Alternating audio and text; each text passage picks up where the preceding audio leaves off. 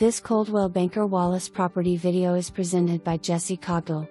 Rancher, 3 bedrooms, 2 bath with the original hardwood floors, a 2-car garage, a full unfinished basement and a fenced-in backyard. House has new central heat and air, new electrical box and outside has been freshly painted. The roof was replaced in 2011. There is a loft over the garage with lots of storage. The backyard has a spot for a fish pond and fountain, just needs some TLC to get back to working order. Also comes with a storage building in the backyard. Windows were replaced about 20 years ago. There was previously a 1-bedroom apartment in the basement. Bathroom is still there but hasn't been used in a while. Home has the possibility to be 3 bathrooms. For more information, review the details below or contact Jesse Cogdell at 865-693-1111.